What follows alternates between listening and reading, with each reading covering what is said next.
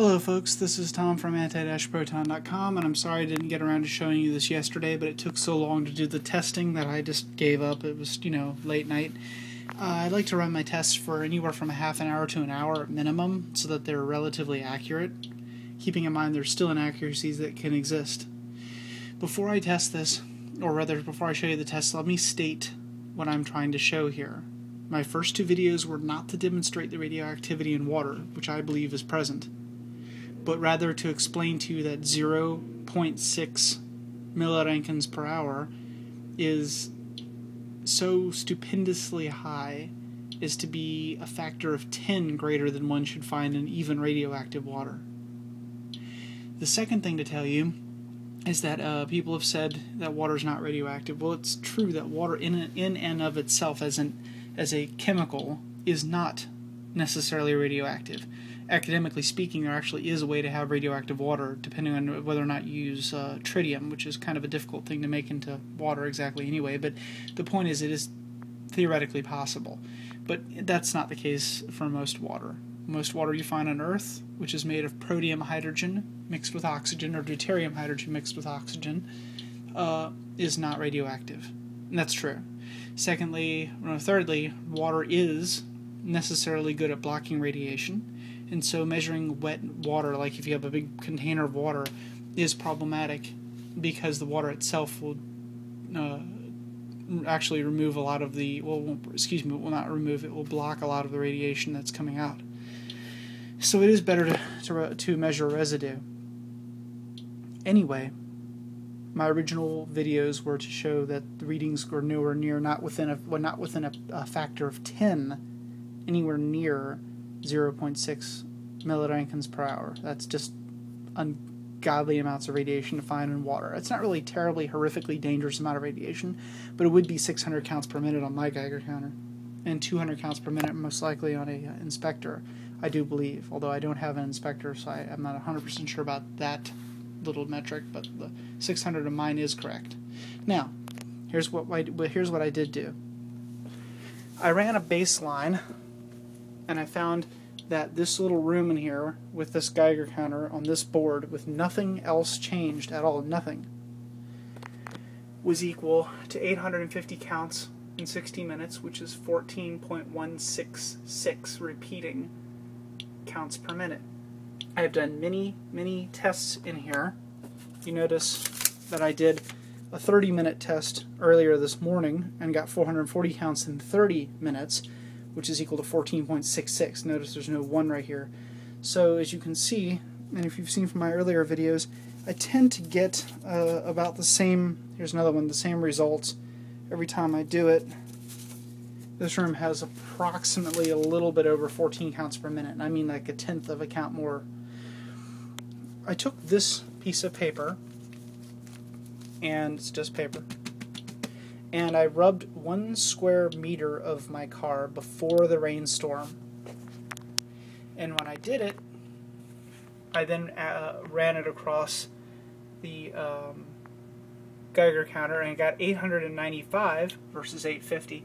895 counts in 60 minutes for a total of 14.9166 counts per minute on average. The dirt is just a tiny little bit more radioactive than no dirt. This is the gunk off the car. See the black dirt that comes off the car? And it is true that that has a lot of sediment in it that is residual, it's residue. It's dried on there. It has picked up a lot of contamination. And also keep in mind that a lot of the materials that come from the road itself and from cars are alpha producers.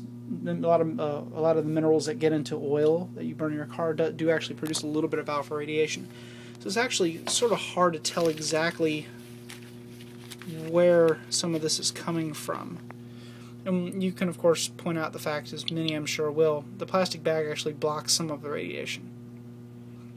A very small amount. In fact, let me show that to you. Let me put this down.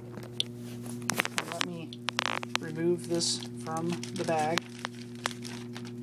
As you can see, hopefully you can see. It's kind of hard to make this so you can see. There's nothing sinister about it. Nothing hidden. I'm actually holding the camera between my legs, so I apologize. There's nothing in this. Just going to look down. Without touching the actual micro window, I do get really close to it though. And I get a little bit of something. Not much. The bag's not really blocking very much is what I'm trying to get at. Quite frankly, most alpha makes it through this bag. I know because I have alpha emitters like my uranium plate that go right through this bag like it's nothing.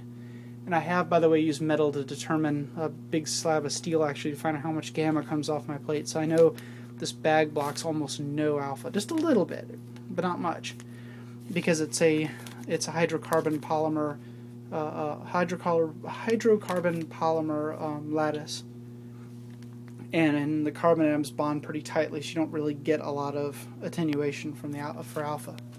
This guy right here is different. This is plastic, not plastic. This is a towel that I wiped after the water from the rainstorm. Remember the rainstorm where I got all soaked and everything? Well, I wiped my Geiger counter on this to test it. It's in the plastic bag. And I received 868 counts in 60 minutes, which is 14.466. Let me pull this back so you can see in total. The room is 14.166. Before the rainstorm, 14.9166. So this was just, isn't that interesting? 166, 166. That's entirely coincidental, but really neat, actually. You find 3 3s, 6 6s, and it has a lot to do with the rounding method that the Geiger counter is using. Anyway, so this is 9/10 of a count. Well, actually, -1. That's 8/10 of a count higher than this. And this guy right here is 3/10 of a count, give or take, higher than this. See? This is the original. A little bit higher, a little less higher. So after the rainstorm, I actually had less radiation, and the reason, of course, is almost assuredly because a lot of this residue is gone now. In fact, when I swipe this towel, you see you don't see much. You see a little bit of darkness on it, not much. The reason we're at 18 and 19 right now is because I'm moving around in the room, and the electrostatic field produced by my body is attracting alpha particles. This is a sort of a commonplace thing.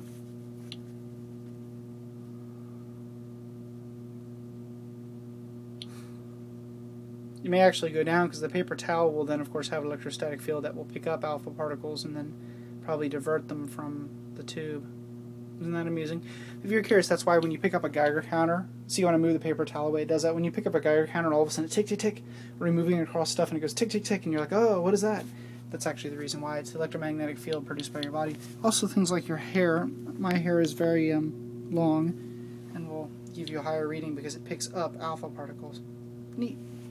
But if I were to pull this out, as I'm doing right now, oops, let me get this out of the bag, put it on top, there it is. Nothing sinister, nothing inside, nothing hidden away in it. And I test it. You don't want to touch the actual Geiger tube to it. Without actually touching it, because I'm having an angle. Notice I'm not touching it. You get a little. Not much. Ah, look at that. Unfortunately, again, alpha. See how it goes away. You should watch my video on beta attenuation, and then you might get a better understanding of alpha attenuation. They work exactly the same. The alpha particles are losing kinetic energy as they go by, and they're attracted by the electrostatic field. The energy they lose is being expressed as a photon, whose energy is equal to Planck's constant multiplied by the speed of light in a vacuum divided by the change in energy. But anyway, regardless, there you go.